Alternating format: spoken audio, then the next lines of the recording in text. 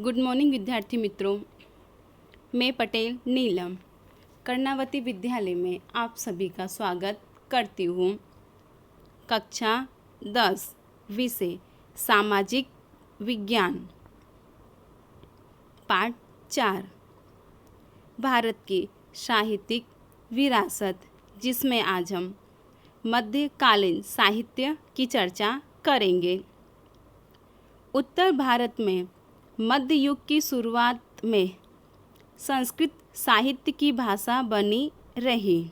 जब उत्तर भारत के मध्य युग में भाषा की शुरुआत हुई, तब संस्कृत साहित्य की ही भाषा बनी रही।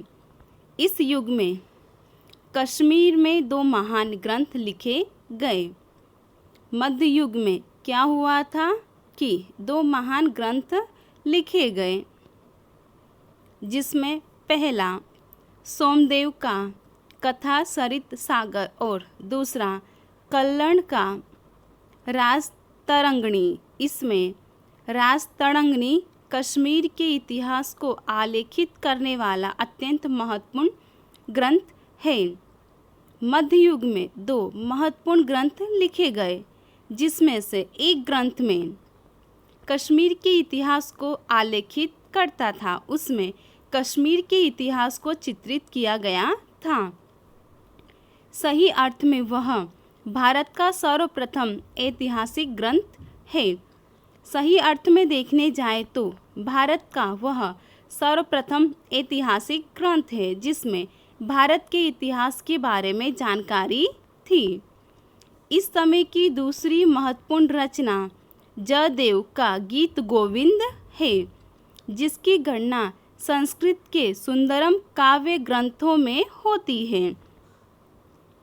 इस समय अपभ्रंश हुई भाषा में से आधुनिक भारतीय भाषाओं का विकास शुरू हुआ। उस समय क्या हुआ था? आधुनिक भारतीय भाषाओं का विकास शुरू हुआ था। कवि चंदबरदाई रचित पृथ्वीराज रासो हिंदी साहित्य का प्रारंभिक ग्रंथ है। शुरुआत का ग्रंथ माना जाता है पृथ्वीराज रासो को, जिसमें पृथ्वीराज चौहान के वीरतापूर्ण कार्यों का वर्णन किया गया है। पृथ्वीराज रासो हिंदी साहित्य में किसका वर्णन किया गया है? पृथ्वीराज चौहान के वीरतापूर्ण कार्यों का वर्णन किया गया है। इस ग्रंथ की रचना से हिंदी साहित्य जगत में वीर गाथा युग का प्रारंभ हुआ। इस समय दक्षिण भारत में संस्कृत साहित्य की अधिक अनुपात में रचना हुई, जिसमें शंकराचार्य का भाष्य मुख्य था। इसे मुख्य माना गया। इस समय में द्रविड़ कुल की भाषाओं का विशेष विकास हुआ था। कुछ समय तक कन्नड़ साहित्य पर जैन धर्म का प्रभाव होने से कवि पंपा ने आदि पुराण की रचना की। 16वें तीर्थंकर के जीवन चरित्र का चित्रण शांति पुराण में कवि पोन्ना ने किया। इसमें जीवन चरित्र का चित्रण किया गया था। इसके अलावा रत्ना ने अजितनाथ पुराण नामक कृति की भी रचना की थी। इस युग के कवि पंगा, पोन्ना और रन्ना को प्रारंभिक कन्नड़ साहित्य की त्रिपुटी कहा जाता है, जिसमें 3 कवियों का समावेश होता है। कवि कम्मल ने तमिल भाषा में रामायणम की रचना की थी। तमिल में भी रामायण की रचना हुई थी। इसके उपरांत तमिल भाषा में अन्य प्रसिद्धि साहित्य भी लिखे गए थे। तमिल भाषा में अनेक प्रसिद्ध साहित्य भी लिखे गए थे। भारतीय भाषाओं का विकास और साहित्यिक कृतियों की रचना दिल्ली संतलन काल में तीव्र गति से हुई।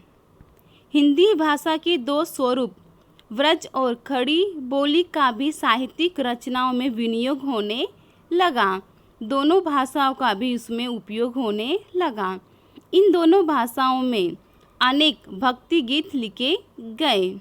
हिंदी और गुजराती भाषा से मिलती जुलती राजस्थानी भाषा में वीर गाथाएं लिखी गई, वीरता की गाथाएं लिखी गई।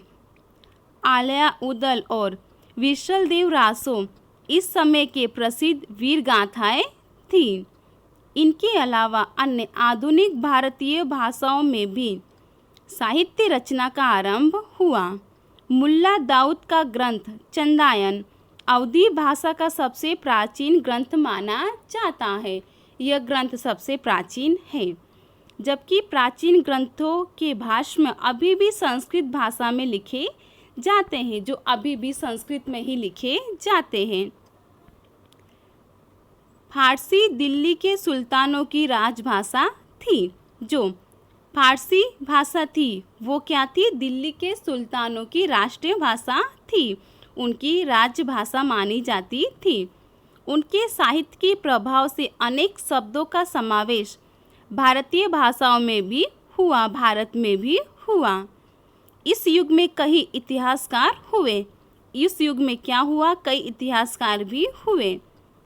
जियाउद्दीन बर्नी ने तारीख-ए-फिरोज शाही की रचना की, जिसमें खिलजी और तुगलक वंश के राजा का विस्तृत वर्णन किया गया है।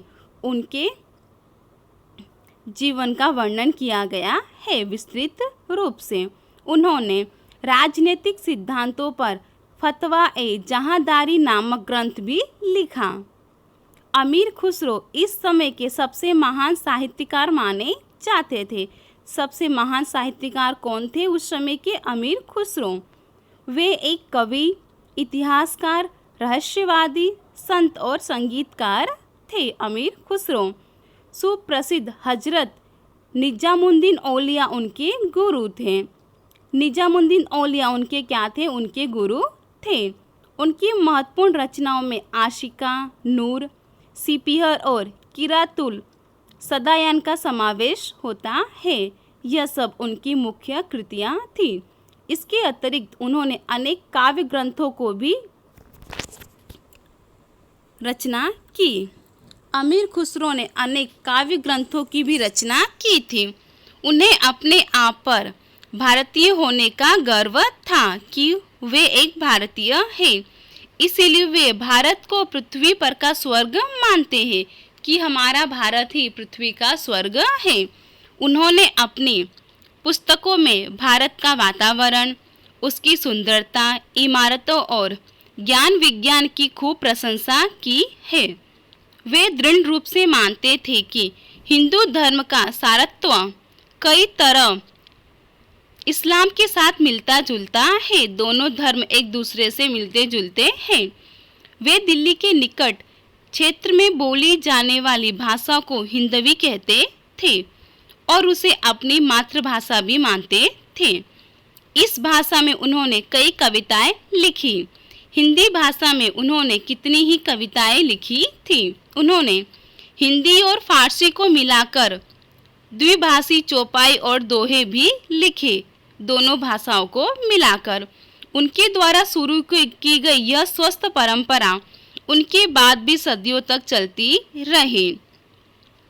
प्रादेशिक भाषा और उनके साहित्य को प्रादेशिक शासकों ने प्रोत्साहन दिया। सबने उनको प्रोत्साहन किया। भक्ति मार्ग के संतों ने लोगों की भाषा में उपदेश दिए, जनता की भाषा में उपदेश दिए, जिनमें कबीर जैसे कई संतों का समावेश होता है। उस समय भोजपुरी और अवधी हिंदी भाषा की मुख्य बोलियां थी। ये भाषा अधिक बोली जाती थी। कबीर की रचनाएं मुख्य रूप से संधुकड़ी लोक बोली में है। उनके दोहे लोक साहित्य के अंग माने जाते हैं। मलिक मुहम्मद जायसी ने अवधी में पद्मावत नामक महाकाव्य लिखा। इसके अलावा तुलसीदास ने रामचरितमानस नामक प्रसिद्ध ग्रंथ अवधी भाषा में लिखा, जिसमें राम का जीवन चरित्र है। इस युग में अवधी भाषा के दूसरे कवि भी हुए, दूसरे अन्य कवि भी आए। इस युग में हिंदी के अतिरिक्त अन्य भाषाओं में साहित्य सर्जन हुआ। अन्य भाषाओं में भी साहित्य का सर्जन हुआ। बंगाल के संतानों के आश्रय में रहकर कृत्तिवास ने बंगाली भाषा में रामायण और प्रसिद्ध कवि चंडीदास ने सैकड़ों गीतों की भी रचना की। बंगाल में संत चैतन्य ने भक्ति गीत लिखने की परंपरा शुरू हुई। नरसिंह मेहता ने गुजराती में और नामदेव तथा एकनाथ ने मराठी में भक्ति गीतों की रचना की। अलग अलग भाषाओं में भी भक्ति गीतों की रचना हुई। जैनुल अबुद्दीन के आश्रम में कश्मीर में महाभारत और राजतरंगिणी जैसे अनेक संस्कृत ग्रंथों का पारसी में अनुवाद किया गया। विजयनगर के सम्राट के शासनकाल में संस्कृत का विकास होता रहा। संस्कृत का अधिक विकास होने लगा। फिर भी यह युग तेलुगु साहित्य के विकास के लिए महत्वपूर्ण काल है। विजयनगर का महान सम्राट कृष्णदेवराय तेलुगु और संस्कृत के लेखक थे। उन्होंने आमुक्तमाल्यदा ग्रंथ की रचना की थी। मुगल शासन दौरान वास्तुकला और अन्य कलाओं के साहित्य का भी विकास हुआ। उस समय अन्य कलाओं का भी विकास हुआ था। प्रथम मुगल बाबर तुर्की भाषा में तुजु के बाबरी नाम से आत्मकथा लिखी, जिसका पारसी में बाबरनामा नाम से अनुवाद हुआ। हुमायूं की बहन गुलबदन बेगम ने हुमायूंनामा लिखा। जहांगीर ने तुझे के जहांगीरी नामक अपनी आत्मकथा लिखी। औरंगजेब ने सिद्धहस्त लेखक था। अंतिम मुगल सम्राट बहादुर शाह जफर भी एक उर्दू कवि था। तुलसीदास और सूरदास इस युग में हिंदी भाषा के महान साहित्यकार माने जाते थे। कवि केशवदास ने प्रेम और विरल के विषय पर साहित्य लिखा। रहीम के दोहे देश की कई भाषाओं में आज भी प्रसिद्ध है। आज भी हमें देखने के मिलते हैं। इस समय पारसी भाषा में भी अनेक उल्लेखनीय पुस्तकें लिखी गई। अनेक पुस्तकों का विकास हुआ। अब्दुल फजल ने आईने अकबरी और अकबरनामा लिखा। आईने अकबरी में स्टैटिक शब्द का उपयोग किया गया था। आईने अकबरी में भारतीय रीति रिवाजों, शिष्टाचारों, धर्म दर्शन, आर्थिक स्थिति और जीवन के लगभग सभी पहलुओं का विस्तृत वर्णन किया गया है। एक ऐतिहासिक रचना के रूप में यह ग्रंथ बड़ा ही मूल्यवान है। अब्दुल फजल का भाई फैजी फारसी भाषा का एक महान कवि था। उसने अनेक संस्कृत ग्रंथों का पारसी में अनुवाद किया। अकबर ने तो महाभारत, रामायण, अर्थवेद, भगवद गीता और पंचतंत्र जैसे ग्रंथों का अनुवाद करने के लिए एक अलग विभाग की स्थापना की थी। अकबर के समय में इतिहास के कई ग्रंथ लिखे गए। मध्य युग की सबसे महत्वपूर्ण घटना उर्दू भाषा का जन्म है। उस समय उर्दू भाषा का जन्म हुआ। यह नई भाषा साहित्य की दृष्टि से सबसे समृद्ध ऐसी अन्य आधुनिक भाषाओं की पंक्ति में आ गई। इस समय इस भाषा में वली, मीर दर्द, मीर तकी, मीर नज़ीर, अकबराबादी, असदुल्ला खान, गालिब जैसे महान कवि हुए। 18वीं सदी में उर्दू गद्य का भी विकास हुआ। संस्कृत के अधिकांश ऐतिहासिक ग्रंथों का उर्दू में अनुवाद होने लगा। तदुपरांत उर्दू में अनेक मौलिक ग्रंथ, गद्य ग्रंथ भी लिखे गए, जिसमें मुहम्मद हुसैन आजाद का दरबारे अकबरी महत्वपूर्ण ग्रंथ है। यह ग्रंथ महत्वपूर्ण माना जाता है।